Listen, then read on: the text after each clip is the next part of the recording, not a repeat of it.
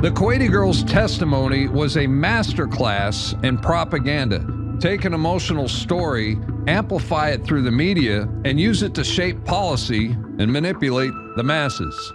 Today, the tools have evolved through more sophisticated news cycles and social media. But the strategy remains the same. Craft a narrative, pull our heartstrings, and drown out the truth. Naria's testimony showed how easily public opinion can be swayed when powerful interests control the story. So be aware. Now you know the art of selling war. I've had gang stalking on me. I've had gang stalking on me. I've had gang stalking on me. Dr. Terry Robertson was seeing a lot of patients with the same problem. And the diagnosis led to me. What can I do for you? Well, I've been collaborating with some other physicians and some former DoD scientists that have been looking at citizen complaints, that they may be being subjected to what's known as psychotronic weapons and biocommunication technologies. The complaints seem to be increasing. I've specifically been working with one self-reported group of over 1,000 what are called targeted individuals. Targeted individuals. So I took a signed statement from Pam, put it on tape, sent it to Buck Revell, number 2 man in the FBI at the time, who used to work for me in Philadelphia. He was the head of the bank robbery squad. And I told Buck and the FBI, I said, you guys, I said, first you try to get me, prosecute me in Dallas. It was right here in Dallas, by the way. With your investigation, 3 investigations and all. I was 2 days away from being indicted by a grand jury here, by the way. That's another story, and I don't have time to tell it. Said, first you try to get me in Dallas, and now you set this girl up on me. I said, you guys are Bush. Now, for you ladies that don't know what that means you're minor league, okay? Guys that know baseball know that's what it is. So what else has happened to me? I've had surveillances on me galore. I've had people planning on me, probably 18, 20 people planning on me in the last 28 years. I've had burglaries. They've come into my house, even when I'm asleep. They put a penny on the... Behind the Brain Invaders conspiracy. Dr. Robert Duncan put together the technology that allows the government to transmit thoughts and voices into the heads of Americans. Dr. Robert Duncan.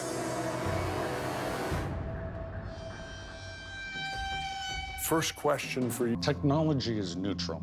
Right. It can be used for good or evil. I've worked on projects for the CIA, Justice Department, Department of Defense.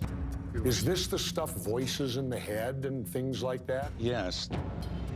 We've run into a few people that claim they got voices in their heads, they sleep inside tinfoil boxes, they do a lot of crazy things, it seems, but when they talk to us, they seem totally normal, they seem totally sane.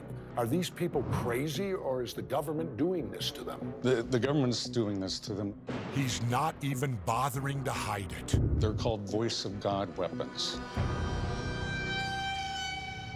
Here, like going back to MK Ultra and all that in the 60s and 70s, but we were told all that stopped. Is that untrue? Untrue. These programs continue under new names, new budgets.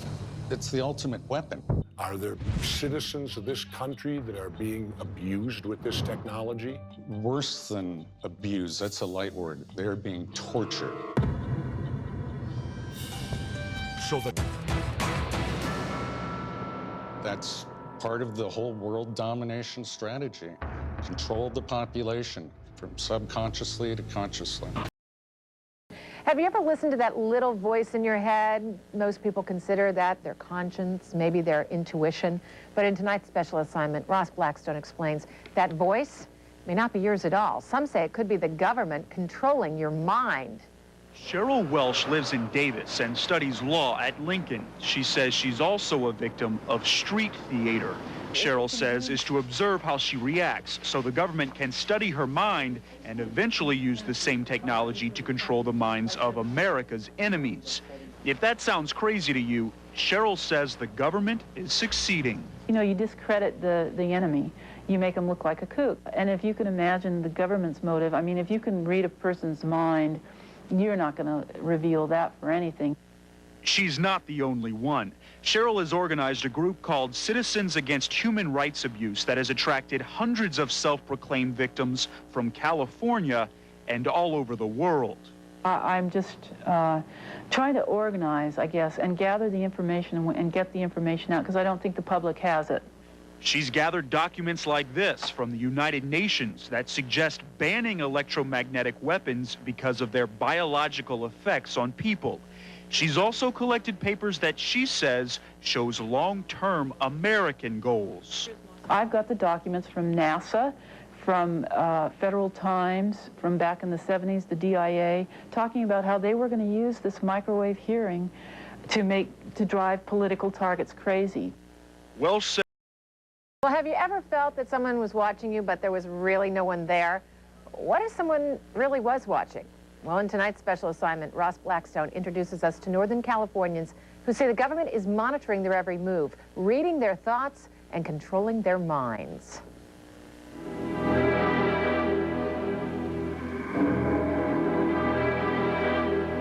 It's an entire program. It's a stalking, harassment, surveillance, torture. Marianne Stratton says she is a walking human experiment. You can't go anywhere without somebody following you, knowing they know what you buy, they know what you purchase. At this rally last summer, Stratton and others explained how the government monitors their thoughts through ultra-frequency radio waves sent by any energy source directly to the electromagnetic waves in their brains. They say the waves can also control their minds and their bodies. They can cause your heart to hurt, they can blast your stomach, they can cause your ankles to give out, they can cause your knees to give out. Whatever they direct it to, wherever they can direct the pain to, your body feels all of it. Threatening phone calls, cyber terrorism, hidden cameras, stolen. My car's been stolen. I've had gang stalking on me. I've had gang stalking on me. I've had gang stalking on me. Lug nuts removed. I've had flat tires. My window's been shot out twice. Both times I was standing near the window. I have had TV surveillance of me. I've had threatening letters, and most recently, I've been the victim of a disinformation program by a guy named Stu Webb and other individuals. And Stu Webb has actually put out word that I was kicked out of the FBI for practicing satanic ceremonies in the federal building. My name is Connie Marshall. I'm a former mayoral candidate from Louisville, Kentucky. I have never been involved in any criminal activity. I found a document in my bank account that said, problem with Kentucky government, check federal government paperwork and file before releasing information to anyone. I am an 8-year victim survivor of assaults by directed energy weapons. The torture I've experienced consists of body overheating, body extremely cold, seizures, heart pain, earaches, itching behind eyes, burning behind eyes, swelling, headaches, involuntary movement of my limbs, exhaustion, speeding and heart racing, hair coming out by the handfuls as if I've had chemotherapy, mind paralysis, being hypnotized or placed in a trance-type state, being tracked by a drone or satellite, controlled dreams, sleep deprivation, V2K, which is voice to skull, projected sound, extreme muscle spasms, and extreme muscle cramps, being made to fall down, blue circles around the pupils of my eyes, and I'm here and you can look at them if you like, low frequency noises in my home, high frequency noises in my home, sexual stimulation, numerous electrical appliances in my home are destroyed, 4 computers, 2 fax machines, 7 telephones, 4 CD players, VCR, DVD players, electrical igniter switch on my furnace, washer and dryer, air conditioner, also my car radio, CD player, and engine were destroyed. I am watched in my home 24 hours a day and followed around everywhere I go, though I do not have a criminal history. And as Karen from the National Security Agency, where she was an intelligence analyst, will present today, it's a lot worse than what I'm saying. A lot of these fusion centers are targeting dissidents with some pretty nefarious actions, mobster-like intimidation, disinformation campaigns to hurt targeted individuals' careers, their access to medical care. They're even using really freaky radio frequency weaponry against targeted individuals. It's really Orwellian. So with that, Jeff, let's hear from Karen. All right, thank you very much. And I appreciate you allowing me to speak on this. I've been trying for a handful of years to get the information out to people. And so they had people stalking and harassing me 24/7. And when that didn't work, that lasted about a year. When that didn't work, they introduced electronic weaponry, which that is called basically directed energy weapons, and the United States military.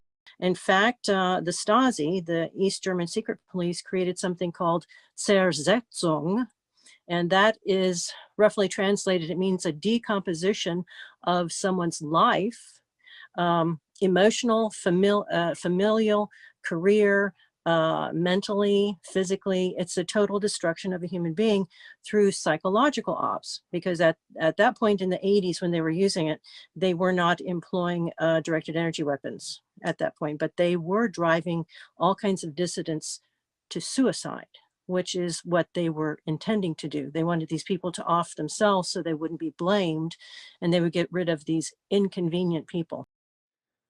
Hello, I'm Dr. Matthew Aaron. This is the full version of the presentation that I gave at the first annual Unity and Hope Conference for Targeted Individuals in Boston, Massachusetts on October 21st, 2017.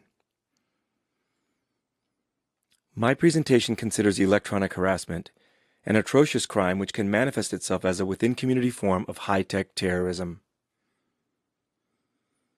Based on the accounts and testimony of many victims, this type of crime has been in the making over the past few decades. Well, maybe you've sensed it, that feeling that you're being watched. Well, the state has laws against stalking on the books, making it a felony.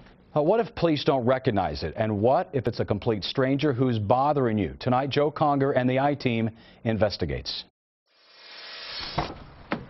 Cynthia Verbeff is moving.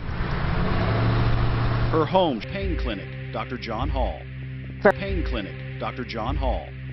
Pain Clinic, Dr. John Hall. Become a house of horrors. I feel that I've lost my mind, I've lost my life. Incident reports from law enforcement tell the tale. Numerous break-ins at the address. Vandalism to her car, her motorcycle, her computer. Verbeff believes she's being targeted. Everything, they just went through everything. Yes. Many of these so-called victims of what Hall describes as gang stalking meet up on the internet, finding comfort and information from others who say they too suffer from electronic stalking, mind control, and even rape.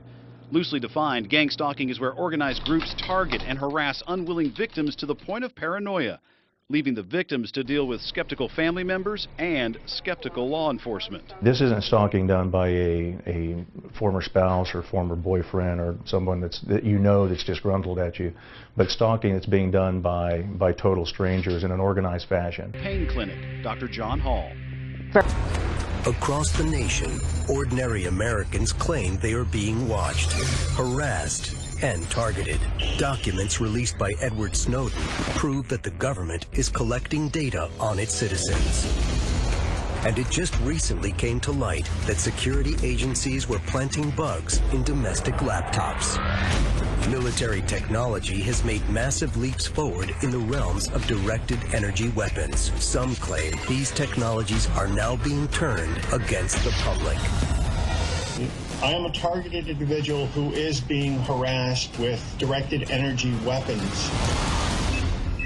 With thousands of cases of suspected targeting across the nation, Richard put together a team of specialists to help him investigate. Rob Demarest is a counter-surveillance and electronics expert. The way that you would decipher between a paranoid schizophrenic and a genuine TI is looking for the evidence, and that's why I'm here. Rob has spent the last 20 years investigating unexplained phenomenon across the globe. I think that Richard and I make a perfect yin and yang. We fit together because he is really wanting to believe and I really want the evidence. You put that together, that's a good team. You know, kind of getting some hot spots there at each shoulder. And that's where most of my pain is too. Over the last 10 years, Dr. Hall has counseled over 2,000 individuals who claim to have been targeted. We estimate approximately 300,000 TIs exist in the United States alone. Thousands of people claim they are being targeted, and every one of their stories is filled with unbelievable events. The Kuwaiti girl's testimony was a masterclass in propaganda. Take an emotional story, amplify it through the media, and use it to shape policy and manipulate the masses. Today, the tools have evolved through more sophisticated news cycles and social media. But the strategy remains the same. Craft a narrative, pull our heartstrings, and drown out the truth. Naria's testimony showed how easily public opinion can be swayed when powerful interests control the story. So be aware. Now you know the art of selling war.